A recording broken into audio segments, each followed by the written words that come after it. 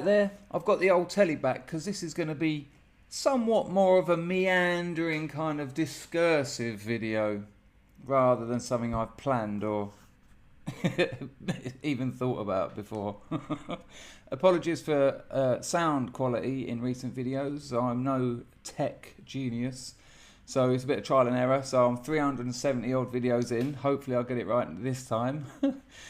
What else? Oh yeah, the song I use to outro my videos is called Thai Food by an artist called Sakafash. So there you go, it's on YouTube. It's called, I told you what it's called, but it samples an old Cambodian song. And when you find it on the internet, when you find it on YouTube, you'll be able to link to the old Cambodian song too and give it a listen. It's beautiful. So, in the video the other day, I mentioned, in passing almost, that I think it's quite unhealthy when people say that their boyfriend or their girlfriend is also their best friend. And I said that my best friends and my girlfriends, they don't even compete with one another, and I mean that literally. They're not in the same arena. I don't play the same game with them. The relationship is different. What I expect from them, what I want from them, what I expect to do for them, what I want to do for them, is markedly different from my best friends, or even just my friends, and my girlfriends, my lovers. I was with one girl for 11 years, and the sex at the end of that relationship was as incredible, in many ways insanely better than the first few months when you're going through that, what do they call it? Oh, what's it called? When do you go on? You go on holiday when you get married. That was a leap, wasn't it? Oh, come on, I know you're all shouting it now. Honeymoon. They call it the honeymoon period, when it's all wonderful and exciting. Well, actually, if you don't make the mistake of turning them into friends, that can stay. Now, I have some very strict limits for this, and I didn't used to have. These are things I've learned. But now, at my ripe old age, at the Donjaville vintage, the moment I'm in a supermarket arguing with my girlfriend over pasta, that relationship's finished. I will not be forced to make love in a passionless swamp. It's just no. This has all come up recently. I said in the last video, I'm falling for someone, and she's a sex worker. And I've been there many times before. I had this one girlfriend, sex work. I can't say too much. I know she's now looking at this going, no. But an absolutely gorgeous woman. She was a model as well. Beautiful, mixed race angel. And I remember she was out, and she used to, her clients were like very rich Arabs. She'd come home and put this big stack of £50 notes down. An evening's taking a few grand, and for a couple of young drug addicts, I'd go to her. Look, I'm not happy with what's going on here. It's doing me in. You're gonna have to stop. And I'd look at the money, and a bit later, soon. It's quite a weird one to deal with. Another girlfriend, a girlfriend that I've had now for over 13 years, an ongoing affair with this Thai princess. Now she's got her own brothels, got her own condos, doing very well, drives around Patong in a convertible with Prada sunglasses on. But when I met her, she was a street-walking prostitute. 2 a.m, Patong, corner of Bangla Road. Looking for business, but in Thai. And I was seeing her then, and I fell for her, straight away. And during the day she'd be at work, I'd be out doing my holiday, I'd be down the beach, I'd be eating prawns, I'd be shooting guns up at the range, doing the Thailand stuff in those early days. And it's kind of in your mind that she's being fucked. She's wanking people off. All day, every day. I was having sex with her once, not long ago. And while I was having sex, I'd done the maths. I think she's probably had in excess of 6,000 penises.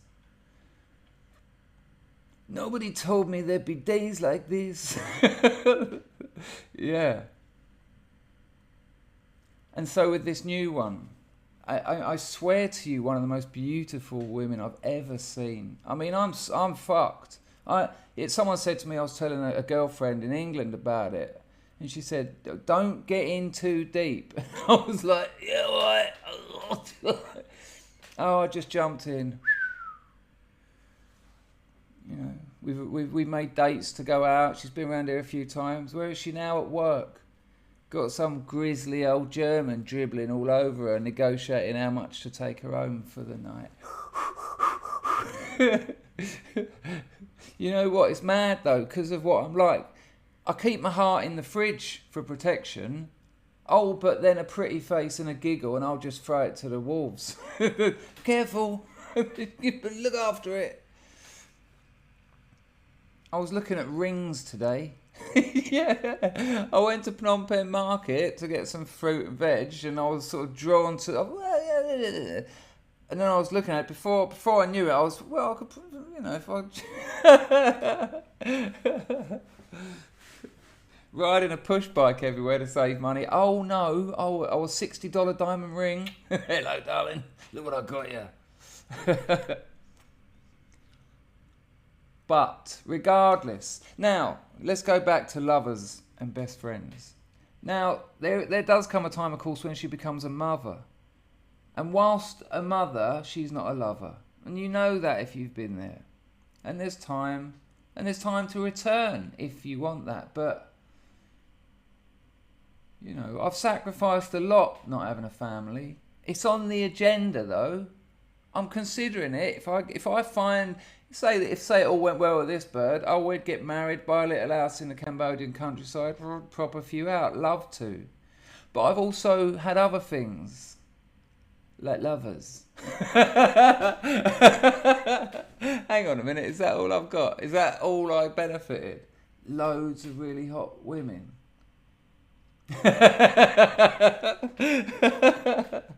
Oh, it'll be interesting to see how many subscribers hang around.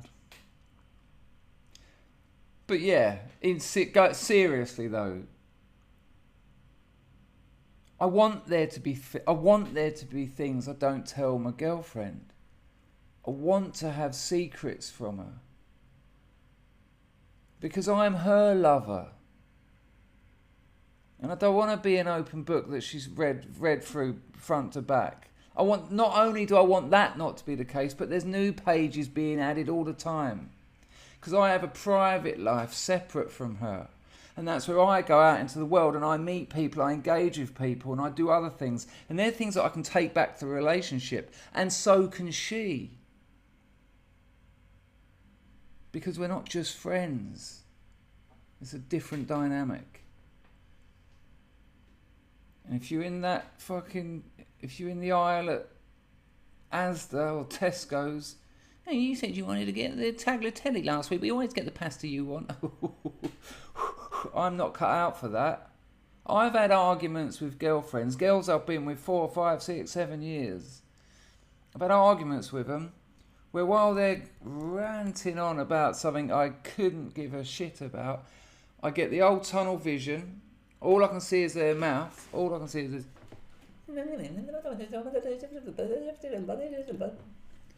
And I'm just staring at them thinking, right, I can probably get her to move out by the start of next month. I can give her the money I owe you. I can go to Thailand in August. Yeah, probably have to sell that push bike. Pay for the ticket, yeah. Sorry, yeah. I mean, it's weird because I'm a bit like that. I mean, this is a bit of a jump, but we're talking about love. I'm a bit like that when I'm coming. Like, you know, the French, they call it un petit mort, a little death. You know, when it the money shot. That feeling afterwards, that sort of longing, that emptiness, that sort of desperation. You know, all men know about that. That strange feeling after you've orgasmed. But as I've got older, that's got nearer and nearer the point of orgasm. Like these days, as I'm donating jism to the stratosphere, I'm already thinking, oh, what time's the football start? Oh, what's for dinner? You know, it's I think I've said this before. But I was talking to a mate in the bar about it the other night. I had one girlfriend, only for a few weeks. Lovely, lovely girl. She was over from Madrid, a student. And I stayed with her up in, what was it, Hammersmith. Hammersmith? Anyway, nice times. And the conversation about pornography came up, and she sort of said, look, she said, I'm into it. She said, you can watch as much porn as you want. And she said, I'll wank you and I'll suck you if you want. And I was like, oh, yeah, all right, wicked. You know, I was like 25. And the internet just landed. Oh, here we go. And then she said, but you've got to watch the same amount of porn again after you've come. And at first I was like, yeah, no worries. So we had this sort of 8-minute, she was down in between my legs, and I was just, nah. I tell you what, I was watching that Priya Raj. You know that she's an Indian porn model, Priya Raj. A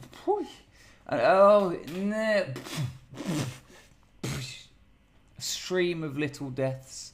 And of course, while they're coming out, I'm thinking, oh, no, because I can still see the screen. Suddenly, the angelic, the out of this world beauty of Priya Raj, with all that oil and sweat over her while she just worked and worked. Suddenly, it was the most hideous thing I'd ever looked at. A muscly bloke there just pushing her head down, going, that's it, baby. Literally 40 seconds before, it was heaven, utopia. I have landed. I'd become one with the universe. There was no bodily experience. It was just complete singularity. And then a little spit into the into the face of my new girlfriend. Oh, and it was 8 minutes of hell. 8 minutes of pure. I never bothered with that again. I said, no, we'll drop the porn. She turned out to be quite a controlling girl. Many more setups. She done the old, let's bring a girl back. Oh, yeah, no worries. Meet a girl out, bring her back. Oh, go mental. Have a go at me. What? Hang on, it was your idea. Yeah, we've all been there. Anyway, there you go. A little talk about love and lust. Thanks for what?